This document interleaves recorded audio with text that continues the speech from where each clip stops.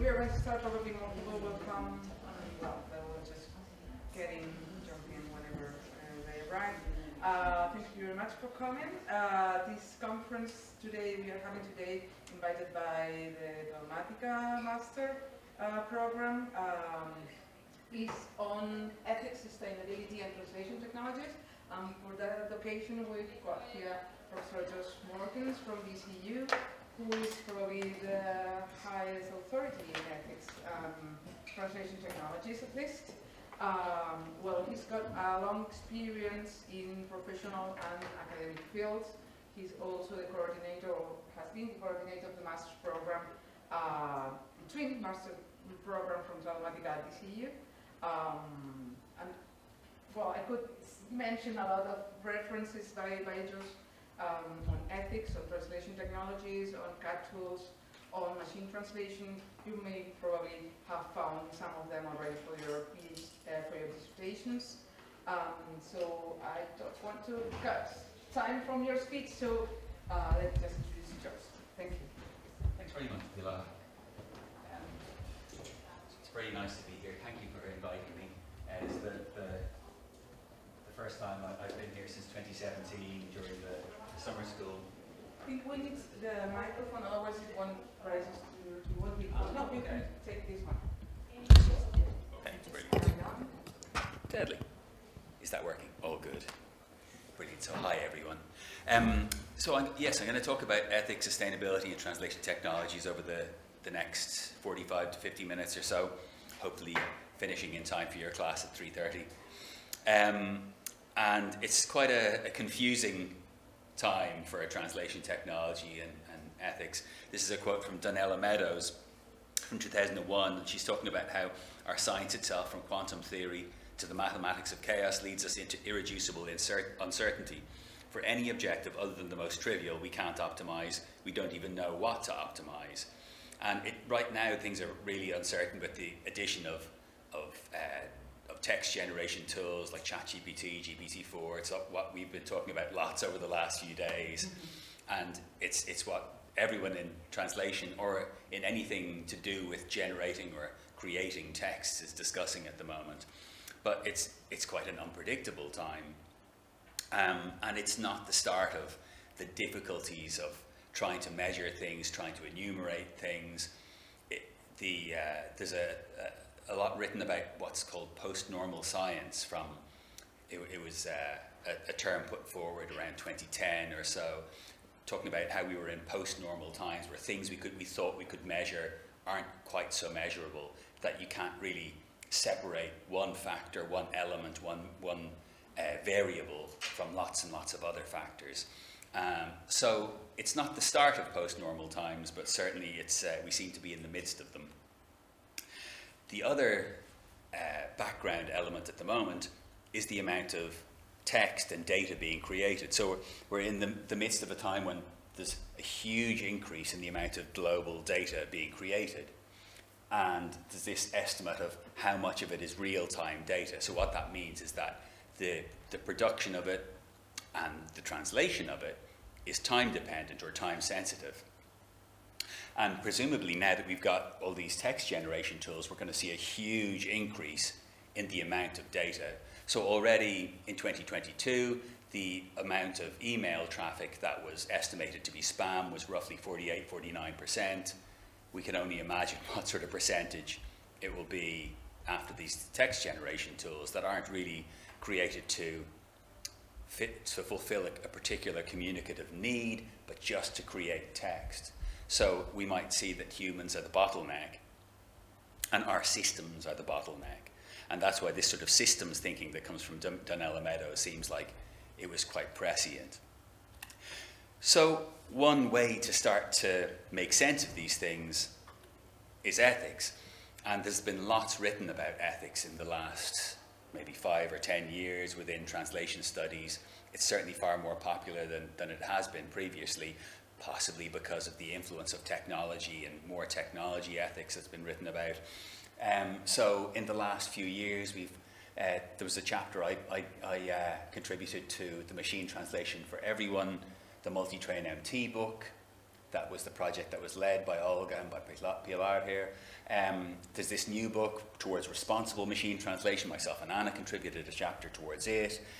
Really important, the Routledge Handbook of Translation and Ethics brings lots of different topics together in translation and ethics. The new book that came out this month by Joseph Lambert, Translation Ethics, and a special issue of Translation Spaces that myself, Felix de Carmo, and Dorothy Kenny co-edited in 2020 about fair MT. So this is really topical. So today I'm going to talk a little bit about business ethics in translation, in corporate social responsibility, a bit about technology ethics, that's the main focus, about sustainability and diversity, and a little bit about how we foresee large language models and text generation fitting in with that. But of course, because this is just a technology that's really just arrived, that it's hard to tell or hard to predict exactly how it will affect things. So in translation, there's been discussions of ethics, mostly to do with fidelity. So ethics in terms of faithful transmission of the message of the original author. So the sort of discussions of functionalism that we might have had maybe 20 or 30 years ago, Christiane and Nord talking about the different loyalties of a translator. The idea of having a functional equivalent, an equivalence theory is tied in with ethics and fidelity. And then Chesterman and Pym in the late 90s, early 2000s brought in these ideas of relationships, trust in relationships, the importance of relationships in translation, and the turn to translator rather than translation ethics.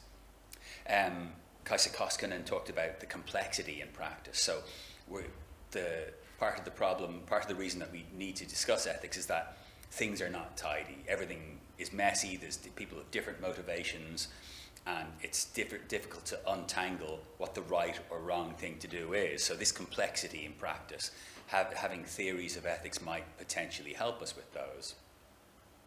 And then Maria Timashko, Christina Abdallah talked about asymmetries of power, Joe Drugan on social responsibility and the responsibility to clients. More recently, Michael Cronin and Gökhan Firat have talked about the importance of ethics to do with distributed production networks. So in the Handbook of Translation and Ethics, this is the definition from Kaisa Koskinen and Nika Pokorn. They call ethics in translation, they say that translatorial activities are by definition located in an intersection in transit areas between entities, and they involve more than one language, culture, readership, and interlocutor. They're ripe with bigger and smaller ethical dilemmas, so they see ethics as key. So when we're talking about ethics, there's various different sort of fields of ethics, subfields of ethics that we might talk about to try and decide what the good life is. So the idea of the good life, there's lots of different cultures that have talked about ethics in the past.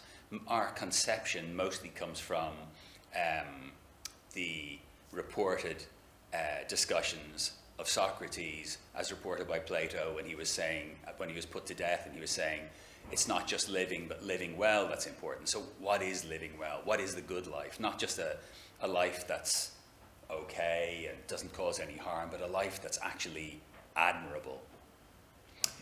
So the questions that are asked by ethics are, what is this good life?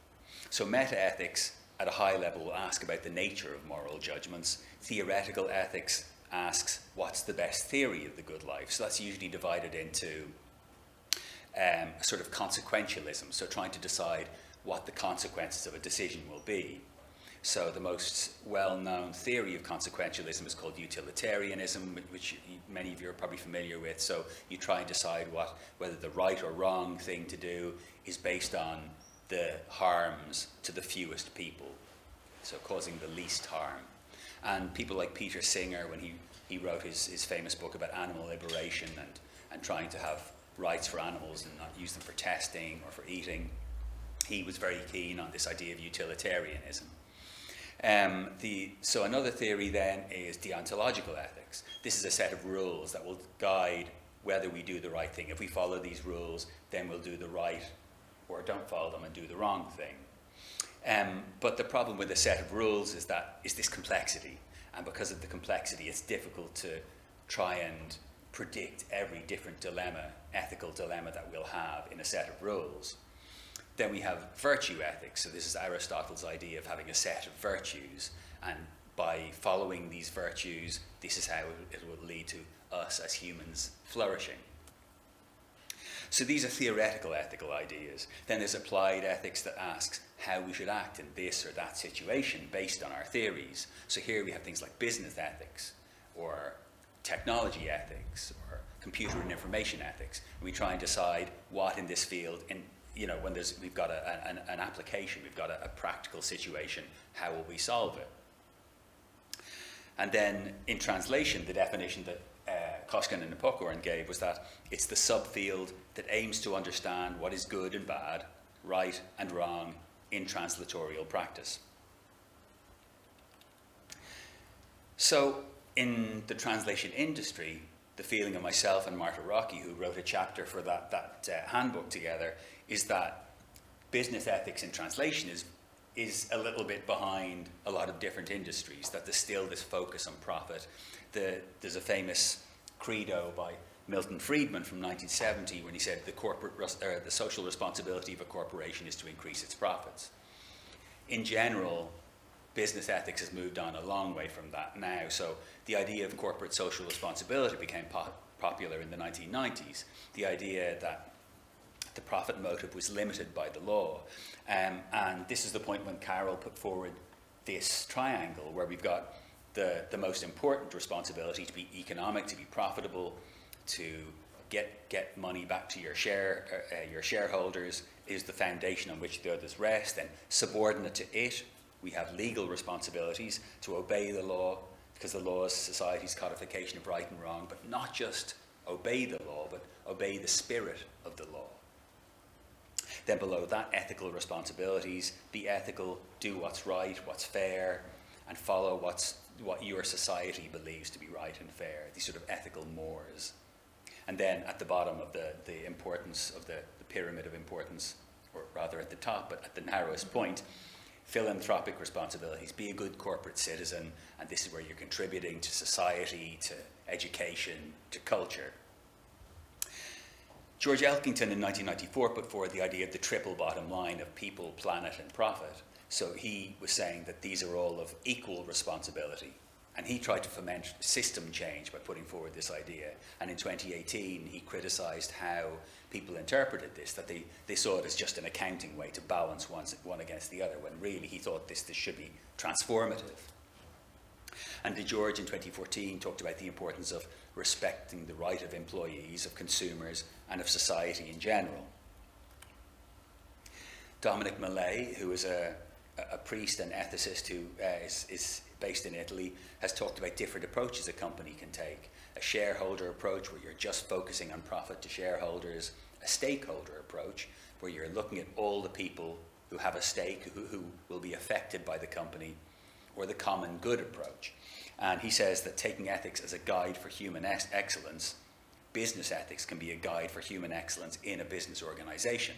And he says that taking a common good approach doesn't mean that you're ignoring stakeholders or ignoring shareholders or ignoring the profit motive. All it means is that you've got this focus on trying to create something for the good of everybody, and doesn't see why this isn't necessarily possible within a business or a company. Myself and Anna took stakeholder theory, which is this idea of dividing the different people associated with a company into stakeholders, and we tried to look at how this would look for a language service provider. We were looking primarily at end users, but trying to look at all the various groups of people and what the effect of a decision within a language service provider, how this might have a knock-on effect on these stakeholders. Ed Freeman is the person behind stakeholder theory, so he put it forward in 1984, and he said that he considers any group or individual who can affect or is affected by the achievement of an organization's objectives part of the stakeholder group. Phillips in 2003 made a further division where he divided the stakeholders into normative and derivative stakeholders. So normative are the ones who are directly affected, so employees, customers, people working within a company. And then derivative are the people who maybe live in the neighborhood or people who report on the company who might be affected.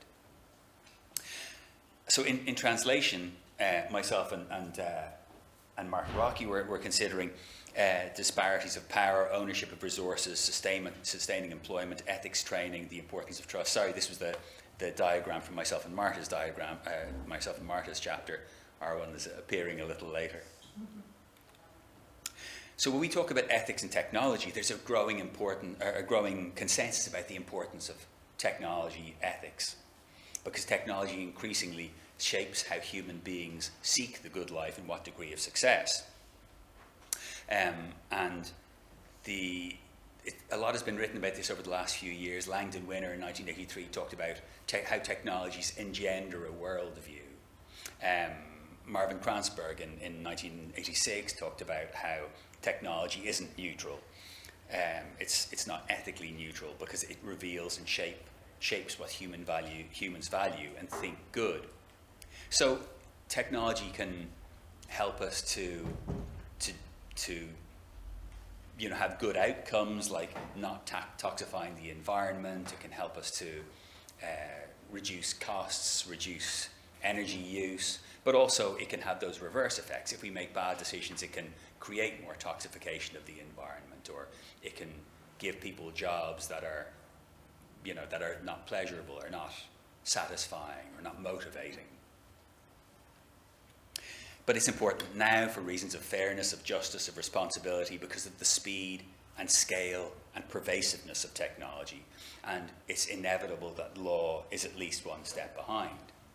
So if, for example, we take the example of large language models and these new text generation tools, the laws that we look at to maybe govern if there's any copyright that could be assigned to these text generation tools is probably from the 1970s or 1980s. So in the UK, for example, it's from 1979. And based on these outdated laws, they say, well, it's not possible for a machine to be creative. You could, of course, argue now that it's still not possible for a machine to be creative, but you might have a different basis for making that argument. Maybe because it's trained on a lot of human data and is just repurposing it in a different way. But 21st century technologies are reshaping the global distribution of power, of justice, and of responsibility, and the positive and negative impacts are not being distributed evenly. So the question we might ask in technology ethics is, how do we ensure that the access to these potentially enormous benefits promised by new technologies and exposure to their risks, how can we guarantee that these are distributed in the right way, and what is the right way? And it's very difficult to try and puzzle this out. And the advent of big data, which is what has led us to this point, is key here. So these idea of large digital data sets, new techniques, organizations, and processes to transform these data sets into valuable human knowledge. And we can have a very positive view of big data, like Meyer, Schoenberger, and Cookie are here, who say that big data's value is in current and potential future use. Or people like Jaron Lanier, who say that both big data and artificial intelligence are economic and political constructions that disenfranchise most people. In translation, there's a huge growth in the production of digital data. There's more types of data that are gathered in translation than ever before. Big data is driving new businesses, new processes, and the hope is that consideration of ethics might help decision-making and present new opportunities. What Anthony Pym talked about maybe 10 years ago about how learning to trust and mistrust data, it's vitally important. So the types of data that are gathered in translation, we've been gathering bilingual translation data since the first translation memory tools appeared around 1992, the first commercial tools. But now there's lots of other things. Timing data, how long did it take to translate a segment or translate a document? How long was a user active on a task? And especially as translators are now often working within platforms, digital platforms, there's lots of opportunities to time how long it takes. Keystrokes, the sort of thing the sort of data that was collected within research to try and see how many keystrokes were expended on a task now are commonly collected while someone's translating. Mouse clicks, translation quality evaluation, timeliness of delivery, communication skills, job and domain type, and adherence to instructions and deadlines. So some of these sound like they might be difficult to gather, but actually, plus when you add them to demographic data, we can make further inferences about a person. But if we look at this group, for example, this is what is gathered by Translated, the huge Italian translation company, when they're trying to gather data for their tool T-Rank. And their T-Rank tool is used to make algorithmic management decisions, to decide whether someone will be given another translation job or not, or whether their work is acceptable or not. And I don't mean to particularly criticize translation or translated.net, because when we look at the Fair Work translation and transcription platform service, Translated were the people who came out best. So Fair Work in 2022 did an analysis of a number of different platforms, looking at fair pay, fair conditions, fair access to management, fair representation within an organization, and only 2 platforms actually engaged with the Fair Work people and were willing to actually make changes to their terms and conditions to try and make them more fair, and Translated were one of them.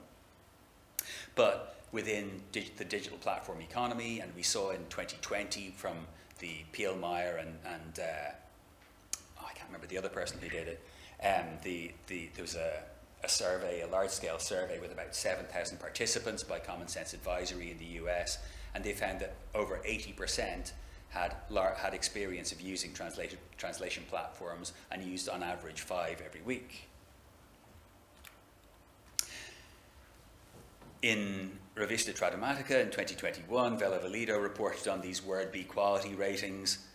So these are other types of measurements to see how we might make judgments, algorithmic judgments on someone working within the WordB platform. So here we've got the daily worked volume, the daily assigned volume, job acceptance time, timeliness rating, adherence to instructions, reliability, jobs completed on time, work quality, segments requiring correction.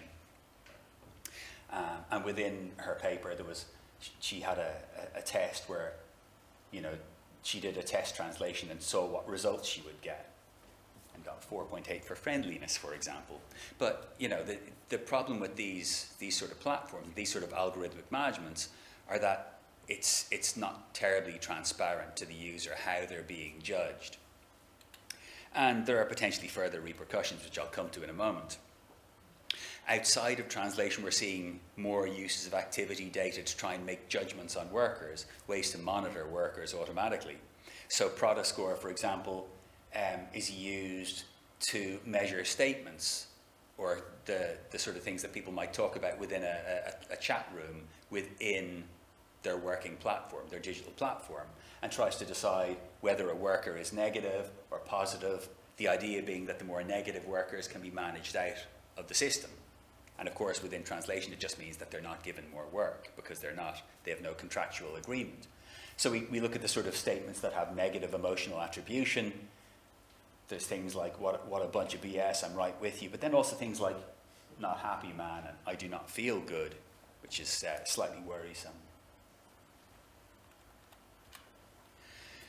So this brings us to the idea of algorithmic norms. So we've got the system of norms within translation that Chesterman has talked about, and that has been written about over the last few years, actually probably about 20 years ago.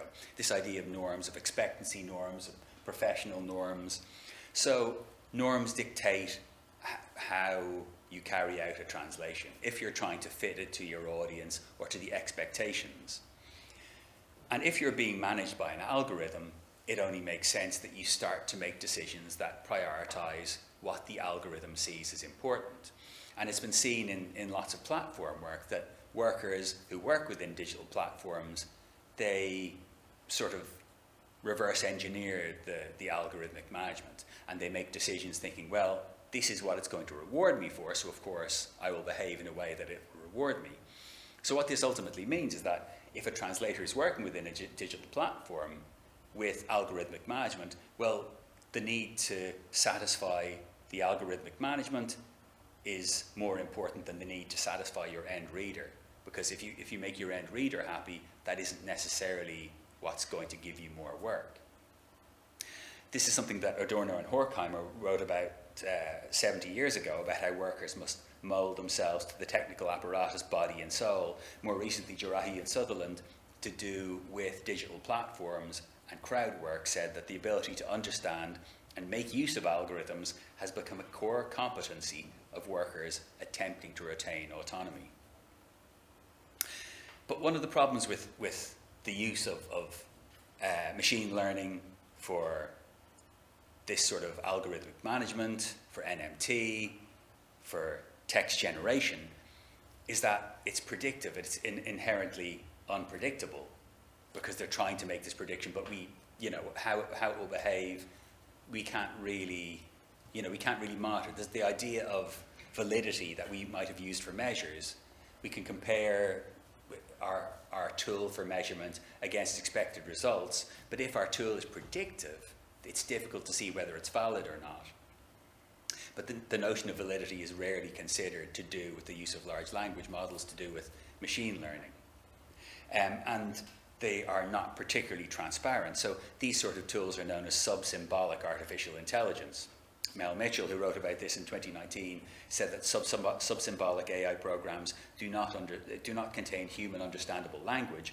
A sub-symbolic program is essentially a stack of equations, a thicket of hard-to-interpret operations on numbers.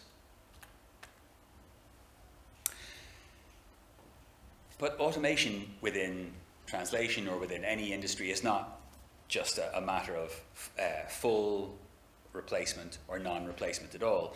There's a continuum. It refers to the full or partial replacement of a function previously carried out by a human operator. So this implies that automation isn't all or none, but it can vary across this continuum of levels. So at the bottom, we've got a computer offering no assistance, human taking all decisions and actions, which we don't really see at all in translation, because even if you're working within a text editor tool or a word processor tool, you'll still have spelling or grammar suggestions. We've got the computer offering a complete set of decision or action alternatives, or narrowing the selection down to a few, like maybe a translation memory will do it in a CAT tool. Suggest one alternative, maybe that might happen if you're working with MT within a digital platform and it's automatically propagated. It executes the suggestion if a human approves.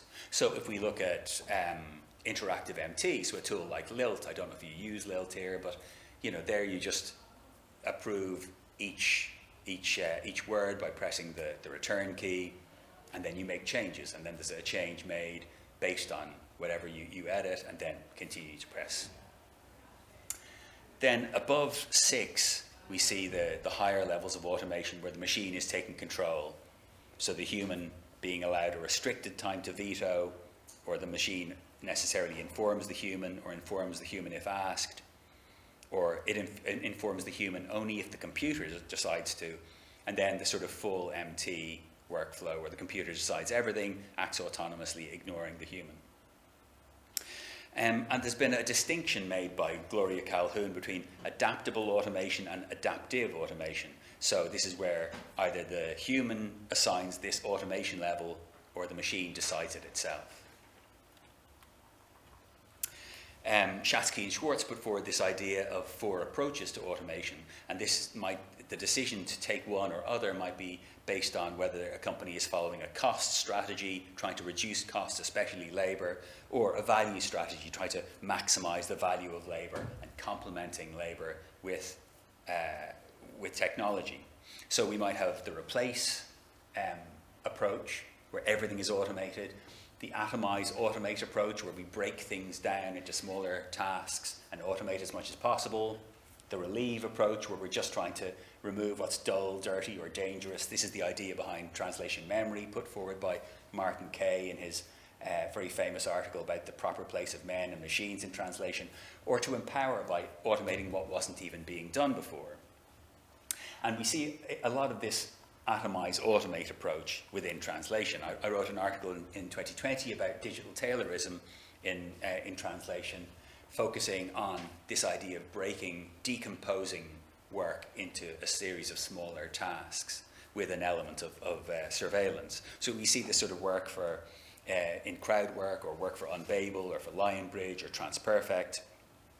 The example here from the diagrams from Babel, a customer submits a text, it's machine translated, and then there's a quality check of each segment.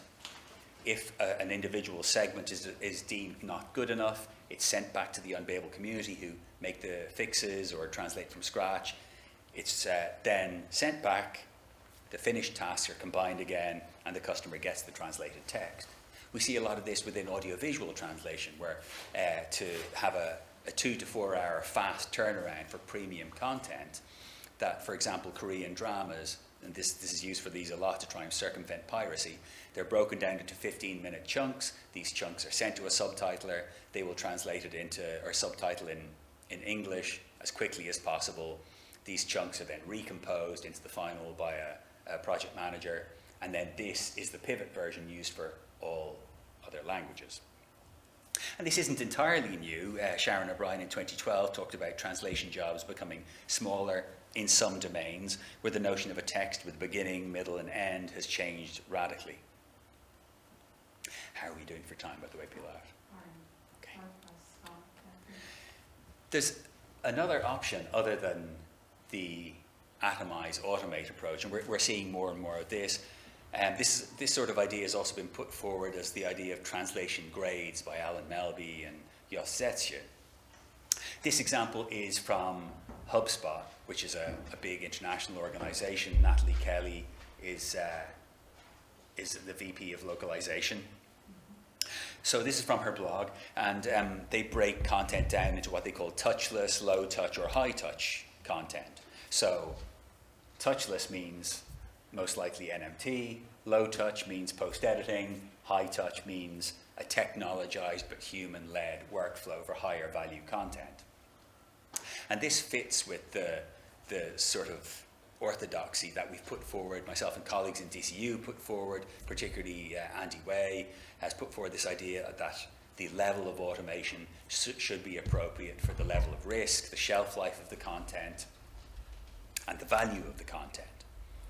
So here they've put high value content, higher risk content into this tech-enabled workflow with substantial human involvement. Then Microsoft have done something similar.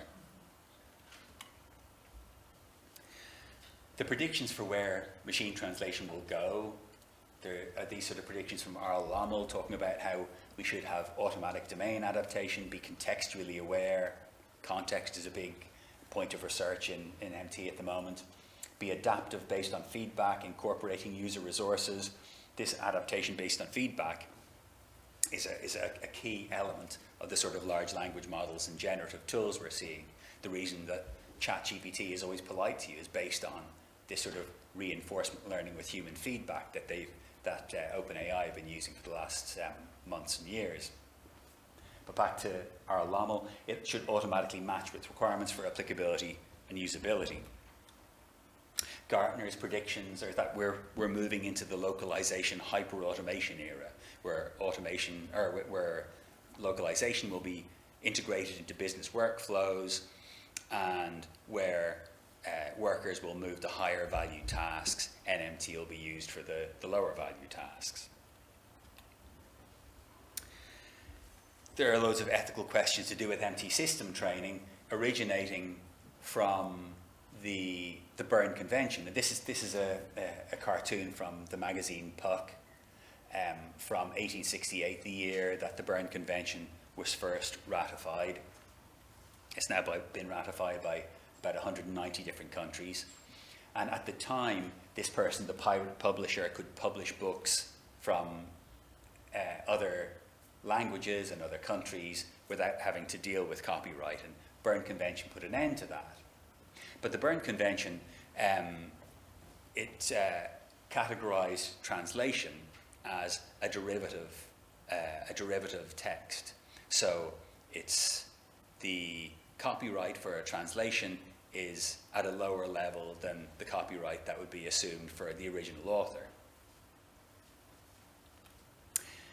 And what that means is that within translation, the issue of data ownership is questionable. Often it'll be something dictated within a contract for translation, but even if it hasn't been, the precedent is to hand over a TM and the translation to the client and that they're the owners of the data.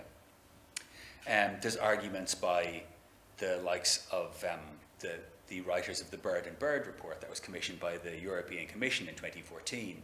So Troussel and de Bush, they reckoned that translators should be able to have copyright for an original translation, especially if it's for a creative work or a piece of marketing work. It's the sort of thing that we might call transcreation.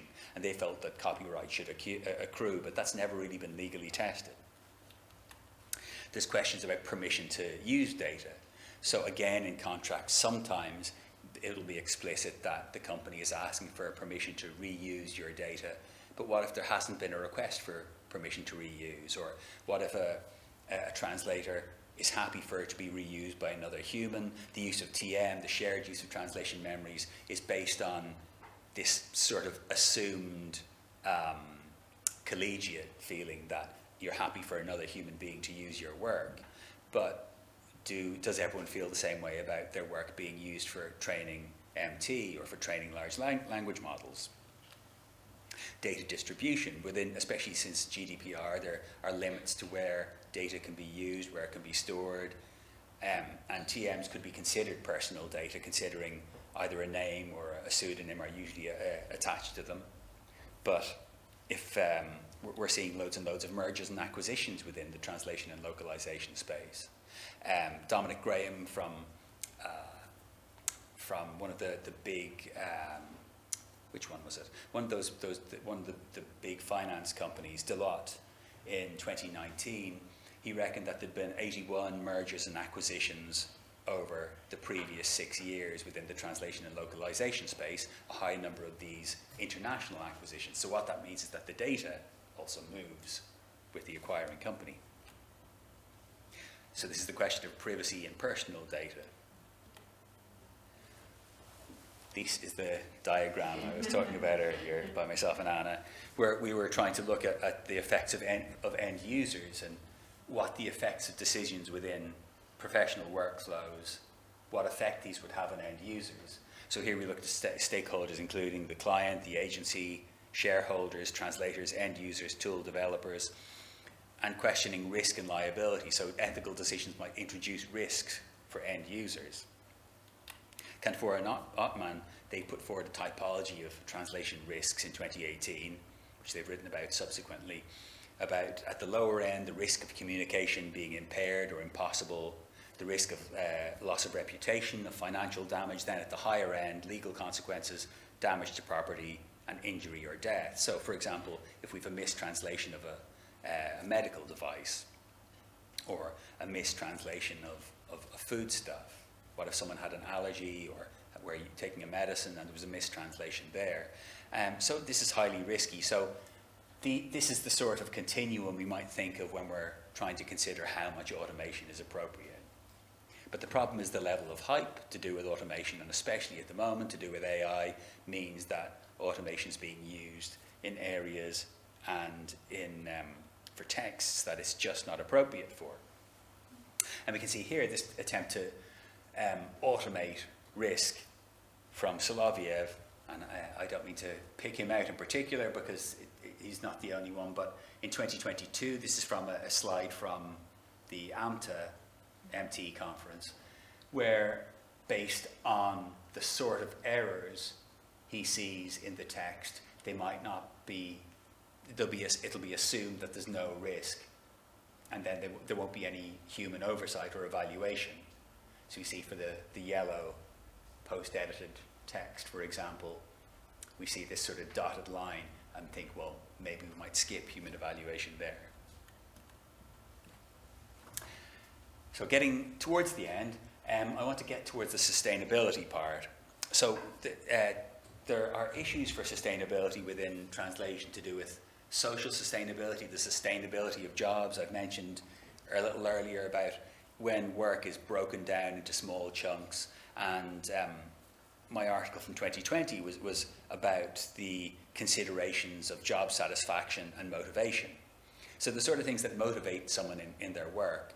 There are extrinsic motivators, things like money, holidays, conditions, that if they're not satisfied, a person will not be motivated, but if they are satisfied, they can't positively motivate them. They can just stop them being demotivated. But the sort of thing that actually tends to motivate people within their work are intrinsic motivators. So things like feeling that you're contributing to the greater good, the feeling that you are contributing to a whole, that you're learning in your work, that you're growing within your job. These are the sort of things that it's hard to really consider within a workflow where you're just working with broken down pieces of text or a piece of a television program. It's hard to see those as being satisfying or most motivating. The sort of thing that the job satisfaction literature writes about is feeling that you've got mastery of your work, that you're really in control of it. So you can hardly feel control if you're just being sent a little section of text and you send it back, you don't even see what you're contributing to. Plus, there are, of course, the issues of remuneration. So if people aren't getting paid enough, then that's demotivating. That's an extrinsic motivation that's not being satisfied. Then environmental sustainability, and as we look at bigger and bigger language models being created for both neural machine translation and for text generation, these are real concerns. One of the key papers in this was Emma Strubel and colleagues from 2019, where she said that researchers should prioritize computationally efficient hardware and algorithms. So she reckoned that for a large transformer neural network model, that the amount of CO2 emitted was roughly equivalent to 5 cars over the 20-year lifetime of those cars. So a huge amount. And language models have just grown bigger since. It's not the case that all systems, all neural machine translation systems, use such huge amounts of resources, such huge compute time, such huge long use of their graphical processing units, but certainly the largest language models do have huge outputs associated. Jesse Dodge in 2022 talked about the importance of using software carbon intensity information to reduce environmental impact. And there was a paper by Roy Schwartz and colleagues from 2020 called Green AI. And what they said was that the focus has been on what they call red AI, just focusing on performance without considering anything else. And this harks back to our idea of post-normal science, where we're just looking at one variable. So here the variable is just performance. We don't consider the energy required or the carbon output. And they said that we need to be thinking about green AI, that there needs to be a sort of holistic view, not that they should ignore performance, but you could really argue that, there's an argument to rebalance things far more seriously than they suggest. But green AI should have this sort of equal consideration of the output and the environmental impact.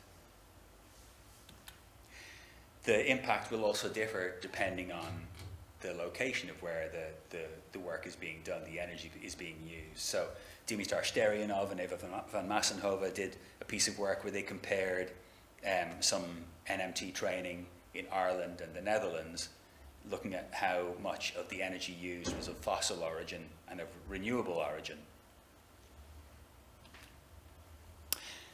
And that brings us back to large language models, the likes of ChatGPT. So all of these ethical considerations we don't see very much of them in the articles being written about ChatGPT. I did a search about a week ago to see how many articles in Google's news search were included based on a search for ChatGPT. A week ago it was 75,800,000. About an hour ago, it was 87,100,000. So I didn't go through them one by one to see whether they were all positive and whether they considered ethics.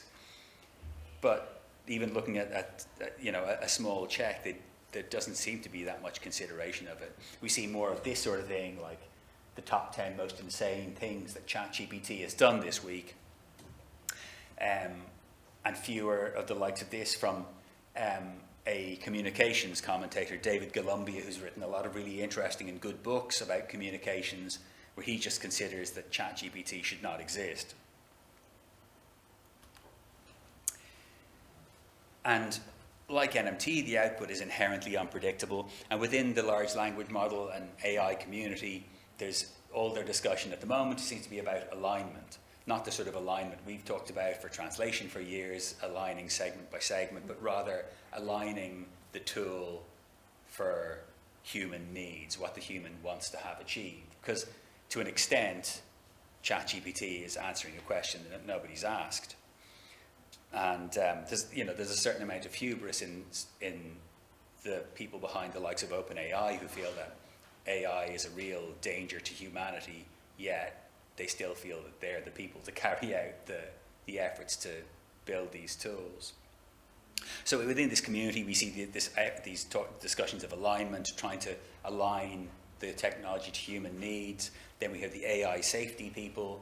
There's a person called Eliezer Yudkowsky, who is the person who's most associated with that, who just thinks that AI is going to lead to certain doom. We see the AI ethics people who are pointing out the problems and a lot of the stuff that I've been talking about today, the problems with reuse of data without permission, and they would recommend, for example, the use of robots.txt within websites so that you ask for your tool, for your text not to be crawled by a web crawler to try and get data for retraining, or they'll recommend the use of glaze for art. So glaze is a tool that you can use that means that your art is not, it will change the way it would be read by a machine. So essentially, by using glaze, a human won't notice that there's any difference with your art online, but a machine won't be able to use it for training. And there's a link between the AI safety and the AI alignment community and long-termism, this philosophical idea that you want to maximize the benefits for people in future generations, possibly at a cost to those who are currently alive. And this is linked to translation because increasingly it's been discovered that large language models can be used for translation at quite a high level. The government of Iceland, where I'm living at the moment, have taken a bet on OpenAI, and they've just handed over all of their language data to OpenAI. And this is on the OpenAI site about how Iceland is using GPT-4 to preserve its language. But the results of this are quite unpredictable, and it's hard to see at the moment whether this will be a good or a bad thing. What they're trying to focus on is the use of Icelandic in as many domains as possible, because it's threatened in the domains of computing and business. There's been some work so far on large language models and translation. Hendy et al. Said that they were very competitive for translation quality for high resource languages while having limited capabilities for low resource languages. They also said that combining the latest NMT systems with GPT models can achieve state-of-the-art translation quality. Moslem Hack and Wei in DCU, my own university, said that GPT 3.5 for MT post-editing of English to Arabic translation obtained from Opus. Opus is a place where you can download large corpora for translation or for MT training, and they said the quality significantly surpassed that obtained from both Opus and Google Translation API. And then more recently, Tom Kochme and Christian Federman said that large language models are state-of-the-art evaluators of translation quality. But while it's an expert on some subjects, as Cade Metz said here in a piece on OpenAI after working with GPT-4 for a week, it's a dilettante on others. It can do better on standardized tests than most people and offer precise medical advice to doctors, but it can also mess up basic arithmetic. So myself and my colleague Shayla Castillo were testing how it would work with English to Brazilian Portuguese subtitling. So Shayla asked it to translate this sentence in 45 characters including spaces. It comes from the Dias Sintas and Remael book from 2007. And she said the translation was quite good. My Brazilian Portuguese is non-existent. And then she asked, how many characters including space is there in the previous sentence? And ChatGPT said, it contains 45 characters including spaces. And And Shayla wrote, no, it has 60 characters. And it said, I apologize, you are correct. The previous sentence has 60 characters. So then she asked it to translate again in 45 characters or less, and again it produced 60. And the problem here is that some of the things that we might think simple for computers are actually quite difficult. And it's been noted in the past that counting words is actually really difficult. It's defining what a word isn't always straightforward. It can be contentious because... So within this piece of research by Andy Zydron, he found that the same document was counted as 1,010 words, and then by different versions of Microsoft Word, between 430 and 764 words, depending on the version. So he created, along with others, the Global Information Management Metrics Exchange, a standard for defining a localization job by counting words. But even that's contentious because that decides that, well, 6 Thai words is equivalent to 1 word, and 3 or 4 Japanese words is equivalent to 1 word in the Latin alphabet. Highly contentious and very Western focused. So lots of things, lots of questions, lots of things to investigate in the future. The possible directions in translation ethics research might be use of applied ethics, using stakeholder theory, or things like frameworks from philosophy of science. And in that recent book on towards responsible MT, Vessel Ryers and Quinn DuPont put forward this idea. So philosophy of science includes things like actor network theory, or the critical theory of technology, or post-phenomenology. These are different frameworks you might use to try and measure or look at the effect of technology. Looking at trust, comparing traditional models of trust with trust in technology systems, and there are lots of different pieces of work we can borrow from about trust in technology. The use of feminist, deconstructivist, and decolonialist ethics, and then ethics of care, identifying the most vulnerable, and then basing ethics on their needs as opposed to looking at the whole. So in closing, as MT and AI improves, it can facilitate more communication, but we might see a boom in purposeless text with no real communicative value. When automating, we still think that it's important to consider the value, the risk, and shelf life of text. Ethical concerns should be considered by MT and large language model developers, translation buyers, agencies, consumers, and when working with MT or large language models, it's important to consider how it fits and how it should be incorporated with your principles, your purposes, and your own values. I'll end with one other quote from Donella Meadows, and she quite hopefully says, "We can listen to what the system tells us and discover how its properties and our values can work together to bring forth something much better than could ever be produced by our will alone." And on that rather positive note, thanks very much. Thank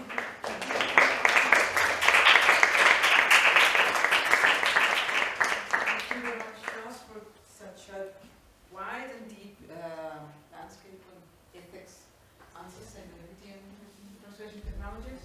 I know some of you are dealing with, move from the picture, some of you are dealing with topics that were involved in the talk in your master's dissertations.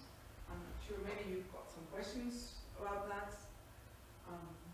Or if you have a class to go to, that's also fine. Well, I think that you can wait for 5 minutes. And if you would like to break the ice, maybe.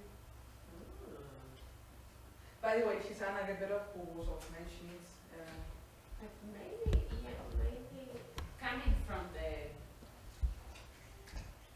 I don't know if this is a question, but coming from the NLP, right, community, how do you think we can work together, the translation community and the NLP community, in questions of ethics?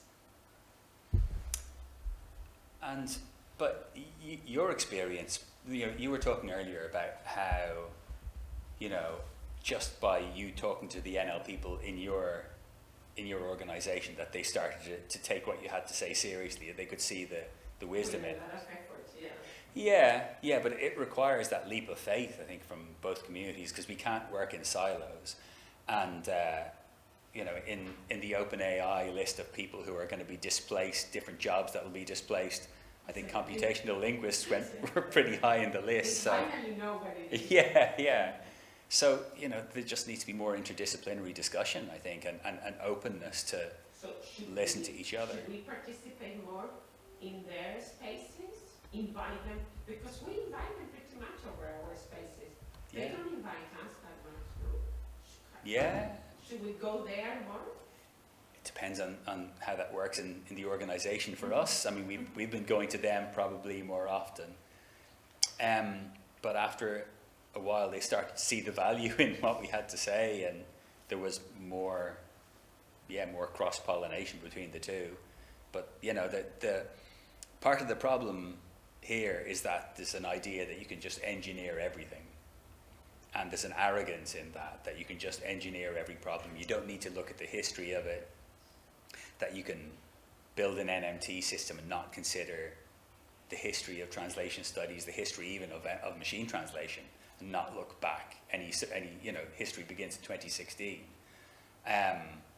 And I suppose it's also important that when the computational linguists, when the NLP people are being educated, that there is a little bit of humility communicated, and the importance of listening to people from other fields and not just assuming that you can stomp all over them. But how possible that is, I don't know.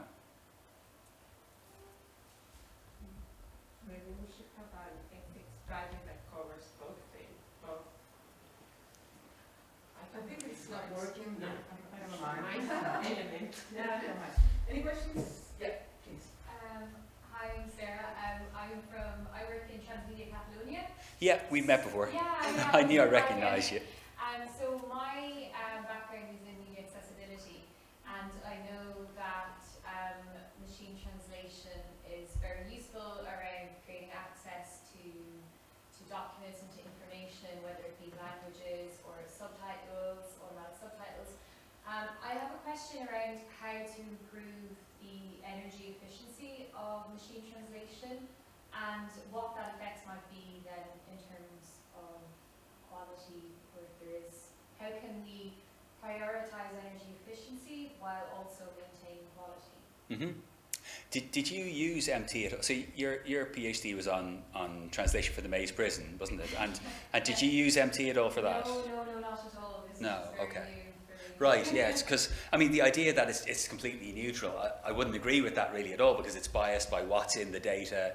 There are loads of, you know, whatever it's trained on, those biases are going to be fed into it. So I was examining a PhD recently where there was this assumption where you could see how far a human translation deviates from the MT, and the MT was meant to be this neutral arbiter, which really isn't the case. You know, I mean, like all technologies, there are various intentions that are almost imperceptibly built into it. But to your question about power, I mean, not power, but like consumption, you know, that sort of power.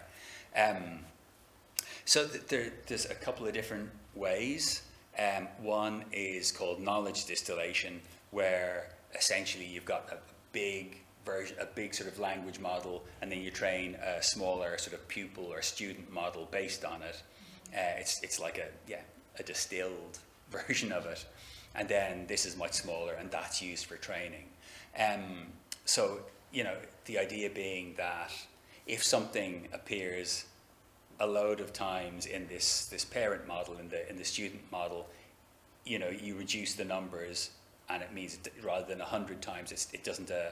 It only appears sort of 10 or 15 or 20 times, but it's still statistically in terms of the whole, it's still roughly the same. So that's one effort, and we've got a PhD student called Wandra Eusta in DCU who's working on that. Others have worked on it too. Then there are other efforts to reduce the amount of data for training in different ways that are slightly less complex than those. Then there are efforts in terms of the number of parameters and the amount of training required the amount of GPU time. So GPUs, the graphical processing units, are usually what's used for MT training. So lots of these efforts, but the problem is that the language models are growing at a faster rate than these ideas of making training more efficient are appearing. But you know, systems can be trained in a much shorter time and with much less compute in general than they could have been a few years ago. So there is continual work on making systems more energy efficient and using data more efficiently, and those are, I suppose, the two main methods.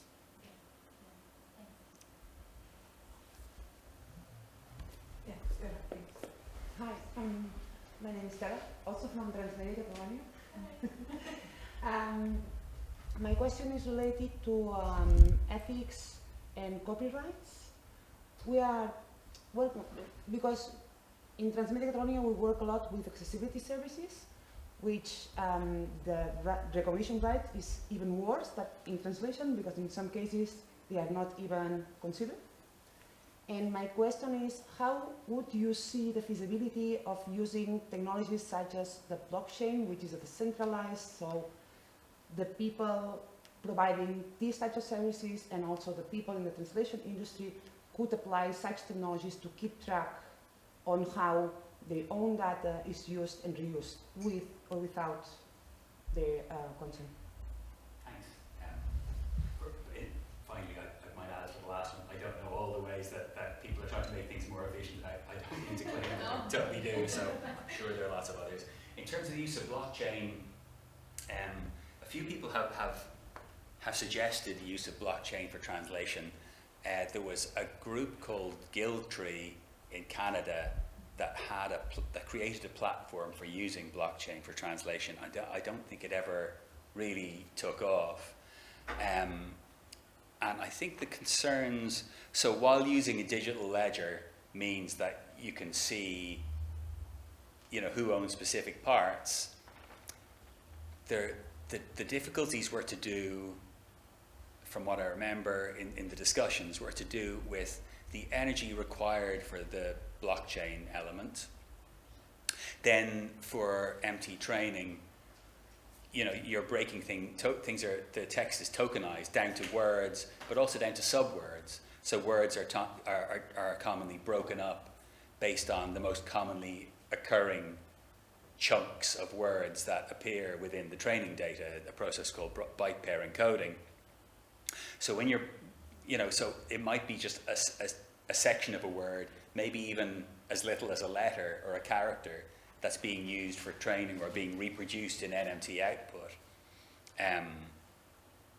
So trying to identify and somehow compensate someone for this tiny contribution, I think was just seen as being too difficult. But also, the people that are training and producing NMT don't have any motivation in using this because they really don't want this added complexity. They just see data as a thing to be gathered and to be repurposed. It's free-flowing, it's the data as oil analogy, and why would you complicate things by trying to pay people back?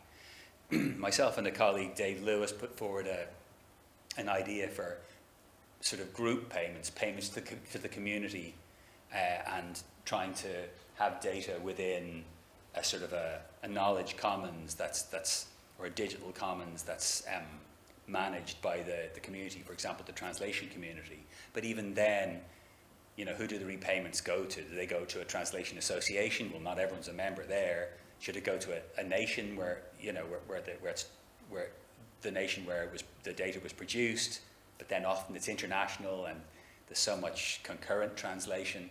So it's really difficult problem to solve, and I think the complexity was just too much. So I've spoken to a couple of people who wanted to try and put forward papers and proposals about the use of blockchain for translation. And I don't think I've ever seen one, because it's tough. Maybe there's a way to make it work, but yeah, I haven't thought of it.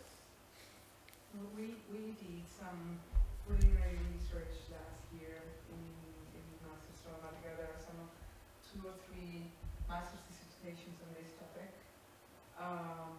they were just exploratory, seeing what's being done and how to apply it. And we saw, they were supervised, all of them were supervised by Moorkens. So he probably is the guy that knows most about the topic in this building. But no, there was an initiative also in the Cayman Islands. They didn't seem very transparent and very reliable. But that is just, if you're looking for some pieces of information, maybe that might help. For instance, the blockchain technology is now, there are some projects applying the blockchain technology in education. So to get the degrees recognized, for instance, in Ukraine, people in Ukraine, they were at work, they left their homes. So they didn't took their certifications with them, when they come back. So the use of how would be the use of such technology could ease up all the processes in terms of, and this could also apply in some instances to the translation industry. There must be a way to make it work, though. Yeah, to find the right way. I was just waiting for you online now. I'm interested to have a look at those master's Oh, theses. yeah, So. I think they are not in DD yet, but they will be very soon. Any further questions? No? Then do you have one? Just one. I'm very curious about the Icelandic initiative. I also wonder if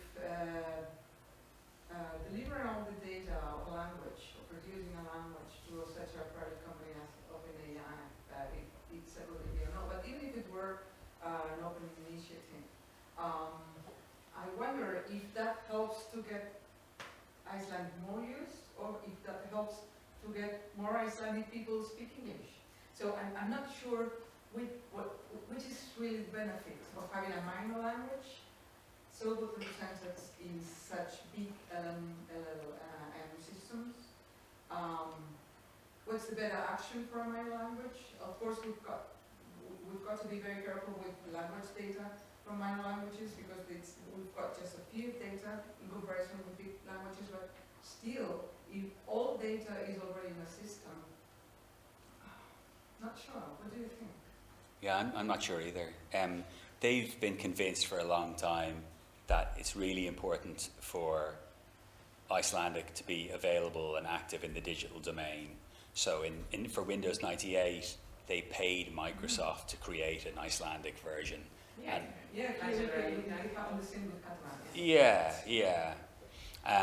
So as part of this effort, this continuing effort to promote the use of Icelandic, about 2 years ago, the president of Iceland and a lady called Jóhanna Guðmundsdóttir, who leads a group called Almannarómur, who were tasked with trying to maximize the use of Icelandic in the digital domain, went on tour around the US to all the big tech companies, trying to persuade them to use Icelandic more. And this was where this meeting with OpenAI took place. They met with Sam Altman, I think his name is, and some others, and they agreed that they'd give them loads of data. So they just want Icelandic to be available. There's a lot of companies in Iceland that only communicate in English, partially because of their internal workforce, but I think mostly because they want to be transparent and international. And if someone's looking through an email chain, they don't want to have something that is impenetrable. So maybe the idea here is by maximizing the translation ability of some sort of automatic tool, then they will be able to communicate in Icelandic and just have it totally or as transparent as possible to someone from the outside. I think that's the logic, but I'm not 100% sure.